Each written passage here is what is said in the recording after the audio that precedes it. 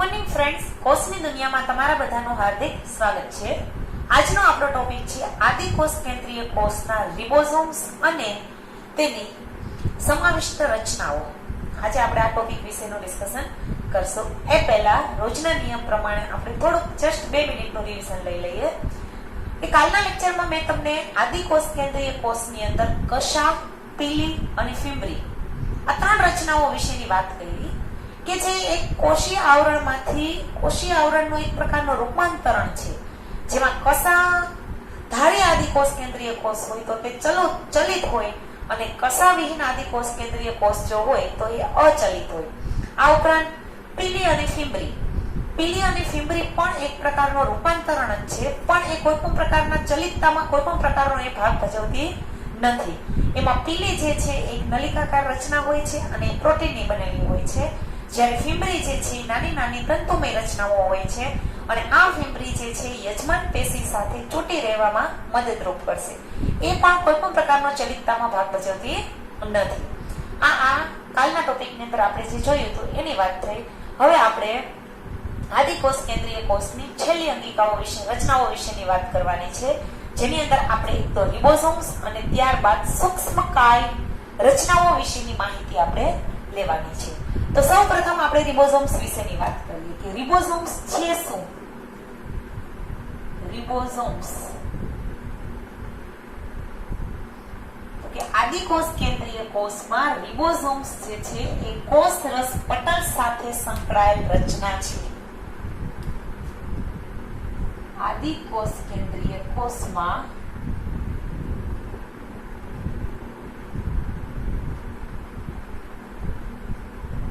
તે કોષ રસ સાથે સંકળાયેલ રચના છે.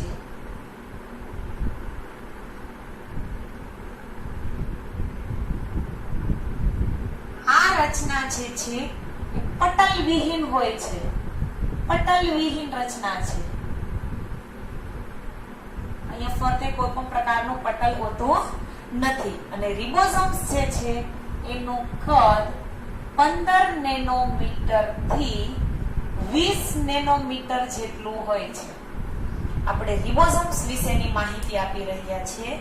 તો કે રિબોઝોમ્સ ક્યાં આવેલું હોય છે? તો કે આદિકોષ કેન્દ્રીય કોષમાં કોષ રસ સાથે સંકળાયેલી રચના છે. કેવી રચના છે? પટલ વિહીન. કદ કેટલું છે? 15 નેનોમીટર થી 20 નેનોમીટર જેટલું કદ રિબોઝોમ્સ જે છે ધરાવે છે. રિબોઝોમ્સના 2 એકમો હોય છે. 2 એકમ. એક એકમ જે છે એ અહીંયા 2 એકમ જે છે એ હું માપ સાથે લખું છું, 50s અને 30s. 50s અને 30s આ બંને એકમ જોડાય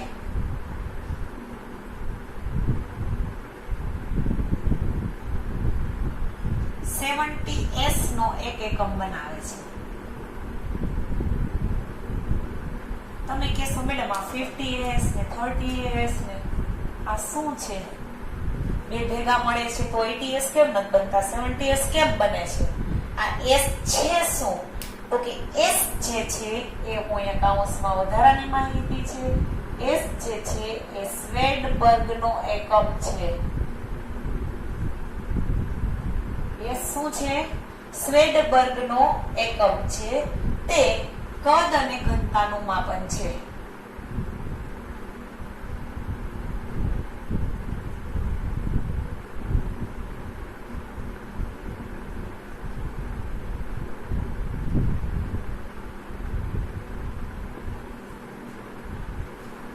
રિબોઝોમ્સના કેટલા એકમ હોય છે? 2. કયા કયા? 50s અને 30s. બંને એકમ જોડાય અને કેટલા એકમ બનાવશે? 70s. તો 10s ગયું ક્યાં? તો કે વેસ્ટ જશે. આપણે જ્યારે સૂક્ષ્મ કેન્દ્રીય કોષનો જ્યારે હું તમને રિબોઝોમ્સ કરાવીશ ત્યારે હું તમને આના વિશેની વધારાની માહિતી આપીશ. એટલે અત્યારે આટલું યાદ રાખી લો કે આદિકોષ કેન્દ્રીય કોષ જે છે એની અંદર રિબોઝોમ્સ જે છે એના 2 એકમો આવેલા હોય છે, 50s નો અને બીજો છે 30s નો. બંને એકમ જોડાય અને એક એકમનું નિર્માણ કરે છે, જે કેટલું હોય છે? 70s જેટલા એકમનું નિર્માણ કરે છે. હવે આપણે રિબોઝોમ્સનું કાર્ય જોઈએ. તો કે રિબોઝોમ્સ જે છે એ પ્રોટીન સંશ્લેષણ માટેનું કાર્ય કરે છે. કાર્ય શું છે રિબોઝોમ્સ નું? તો કે પ્રોટીન સંશ્લેષણ.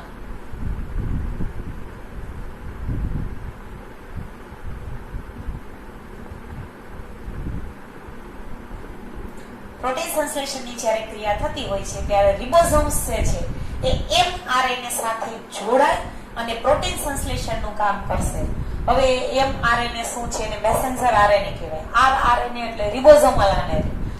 જો હું અહીં લખો એક આવો RNA આવશે rRNA, mRNA.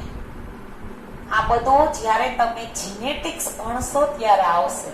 હજી એક tRNA હોય, ટ્રાન્સફરેઝ RNA.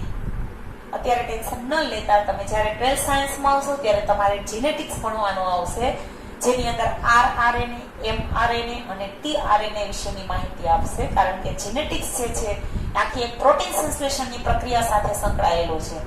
ત્યારે હું તમને આ બધા જ વિશેની માહિતી ડીપમાં આવશે, કારણ કે જીનેટિક્સ બહુ મોટું શાસ્ત્ર છે ને એક લેક્ચરમાં એ પતી જાય એવું કામ નથી આ. એટલે આપણે અત્યારે ખાલી એટલું જ યાદ રાખવાનું છે કે રિબોઝોમ્સ જે છે એનું કામ શું છે? તો કે પ્રોટીન સંશ્લેષણનું કામ જે છે એ રિબોઝોમ કરે છે. હવે જો કોઈ એક mRNA સાથે જો એક કરતા વધારે રિબોઝોમ્સ જોડાય તો એને પોલીરિબોઝોમ્સ અથવા તો પોલિઝોમ્સ કહેવામાં આવે છે. પોલિઝોમ્સની ડેફિનેશન આપો. પોલિઝોમ્સ કે પોલીરિબોઝોમ્સ, હું ડેફિનેશન આપી રહી છું. કોની? પોલિઝોમ્સ ને પોલીરિબોઝોમ્સ. હવે એની ડેફિનેશન શું થશે? તો કે એની ડેફિનેશન લખું છું. કોઈ એક mRNA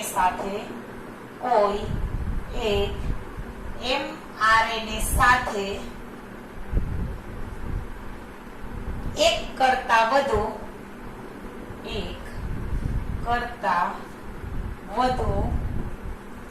રિબોઝોમ્સ જોડાય તેને પોલિઝોમ્સ કે પોલીરિબોઝોમ્સ તરીકે ઓળખવામાં આવે છે. રેડી? એટલે ભાષાંતરણની પ્રક્રિયા દરમિયાન તે mRNA ની મદદથી પ્રોટીનનું સંશ્લેષણ કરશે. કીધું ને કે રિબોઝોમ્સ નું કામ શું છે? તો કે પ્રોટીન સંશ્લેષણ માટેનું સ્થાન. એટલે એની અંદર તો ભાષાંતરણની પ્રક્રિયા ને એવું બધું આવશે તે તમને કઈ ખબર નહીં પડે. ખાલી એટલું યાદ રાખજો કે ભાષાંતરણની પ્રક્રિયા દરમિયાન પ્રોટીન સંશ્લેષણની પ્રક્રિયા માટે આપણે રિબોઝોમ્સની જરૂરિયાત છે જે ઊભી થશે. એટલે રિબોઝોમ્સ જે છે એ કોષરસની અંદર છૂટી છવાઈ જોવા મળે છે. કોષરસ સાથે જોડાયેલી એક રચના છે કે જે પટલવિહીન રચના છે. 15 નેનોમીટર થી 20 નેનોમીટર જેટલું એક કદ ધરાવે છે. તેના બે એકમો હોય છે, 50S અને 30S ના, જે જોડાય અને 70S નો એકમ બનાવશે. પ્રોટીન સંશ્લેષણ કરવા માટેનું સ્થાન પૂરું પાડે છે, એનું કાર્ય છે. પોલિઝોમ્સ નું પણ ઘણી વખત નિર્માણ કરશે. જો mRNA સાથે જો એક કરતા વધારે રિબોઝોમ્સ જોડાશે તો એ પોલિઝોમ્સ નું કામ કરશે. આ વાત થઈ આપણી રિબોઝોમ્સ ની. આ તમારો 2 માર્ક્સ નો ક્વેશ્ચન છે. ટૂંક નોંધ લખો રિબોઝોમ્સ. હવે હું તમને બીજી એક રચના વિશેની માહિતી આપી રહી છું. નાનકડી છે, સૂક્ષ્મકાય. એના પછીની માહિતી આપણે આપી લઈશું. સૂક્ષ્મકાય એટલે શું? આપણે અહીંયા સમાવિષ્ટ રચનાઓ એટલે રિબોઝોમ્સ તો આવશે આદિકોષ કેન્દ્રીય કોષમાં. આ ઉપરાંત સૂક્ષ્મકાય પણ જોવા મળે છે.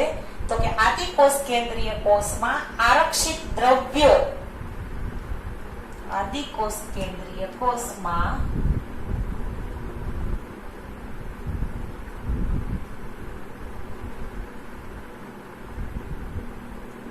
આરક્ષિત દ્રવ્યો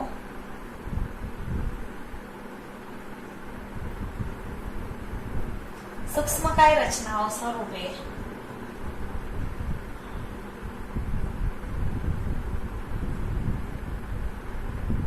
હોય છે. આ રચનાઓ જે છે એ આ રચનામાં પટલ વડે ઘેરાયેલું હોતું નથી. એટલે કે આ રચના જે છે એ કેવી છે? પટલ વિહીન રચના છે. કેવી રચના છે? પટલ વિહીન રચના. સૂક્ષ્મકાય જે છે એ પણ કોષ રસમાં મુક્ત સ્વરૂપે વિતરણ પામેલ હોય છે.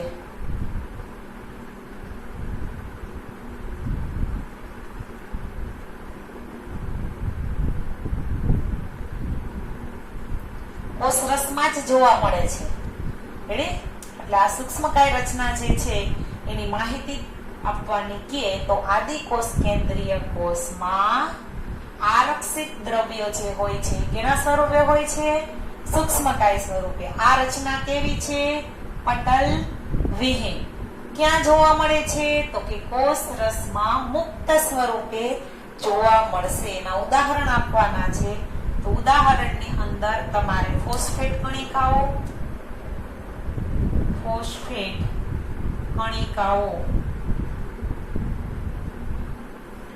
આ ઉપરાંત સિયાનોફાઇસિન કણિકાઓ,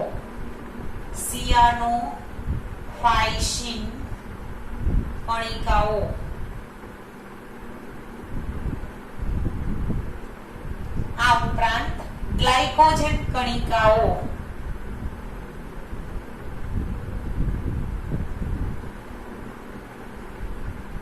આ બધા જે છે એ સૂક્ષ્મકાય રચનાના ઉદાહરણો છે. આ ઉપરાંત નીલહરિત લીલ, જાંબલી અને હરિત પ્રકાશી બેક્ટેરિયામાં વાયુયુક્ત રસધાનીઓ પણ જોવા મળે છે. અહીંયા હજી એક રચનાનું નામ મેં લખ્યું છે રસધાની. રિબોઝોમ્સ સૂક્ષ્મકાય અને રસધાની. રસધાની જે છે એ કેમાં જોવા મળે છે? તો કે પ્રકાશ સંશ્લેષી બેક્ટેરિયામાં જોવા મળશે. આ ઉપરાંત નીલહરિત લીલમાં પણ જોવા મળશે. રસધાની જે છે એ વાયુયુક્ત હોય છે, વાયુથી ભરેલ એક રચના હોય છે જેને રસધાની તરીકે ઓળખવામાં આવે છે. આ વાત થઈ રસધાની. એટલે આપણે આજના લેક્ચરમાં આપણે 3 રચનાઓ વિશેની માહિતી લીધી, જેમાં એક માહિતી આપણે લીધી રિબોઝોમ્સ વિશેની, ત્યારબાદ આપણે સૂક્ષ્મકાય વિશેની માહિતી લીધી, આ ઉપરાંત થર્ડ આપણે રસધાની વિશેની માહિતી લીધી. ત્રણેયની માહિતી તમારી ટેક્સ્ટબુકમાં તમને આપેલી જ છે. મેં બધી વસ્તુ તમને અલગ કરીને આપેલી છે. રિબોઝોમ્સ જે છે એ 2 માર્ક્સના ક્વેશ્ચનમાં પૂછાય તો તમારે આટલી માહિતી આપવાની રહેશે. આ ઉપરાંત જો તમને એમ પૂછે કે રિબોઝોમ્સનું કાર્ય શું છે, જો તો આ એક પ્રકારનો હેતુલક્ષી પ્રશ્ન થયો. તમને એમ કે પોલિઝોમ્સ એટલે શું? પોલીરિબોઝોમ્સ વિશેની માહિતી આપો તો આ રહી એની ડેફિનેશન. એટલે આની અંદરથી ઘણા બધા હેતુલક્ષી ક્વેશ્ચનો પૂછાઈ શકે છે. રિબોઝોમ્સ છે એનું કદ કેટલું હોય છે? રિબોઝોમ્સ છે એ ક્યાં આવેલી હોય છે? આ રચના છે એ કેવી હોય છે? એટલે ઘણા બધા ક્વેશ્ચન આમાંથી નીકળી શકે છે રિબોઝોમ્સમાંથી. ત્યારબાદ જે સૂક્ષ્મકાય છે એના વિશેની માહિતી જો તમને પૂછે તો 1 માર્ક્સનો ક્વેશ્ચન જ છે, બહુ કઈ લાંબુ નથી એના વિશે. 2 માર્ક્સના ક્વેશ્ચનમાં પૂછાય તેટલી માહિતી તો સફિશિયન્ટ 2 માર્ક્સના ક્વેશ્ચન તરીકેની માહિતી છે જ એમાં.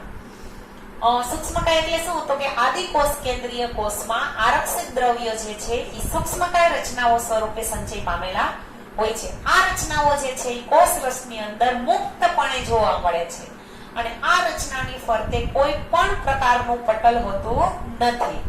ઉદાહરણ આપી દેવાના તમારે ફોસ્ફેટ કણિકાઓ, સિયાનોફાઇસિન કણિકાઓ અને ગ્લાયકોજન કણિકાઓ જે છે એ એક પ્રકારની સૂક્ષ્મકાય રચનાઓ છે.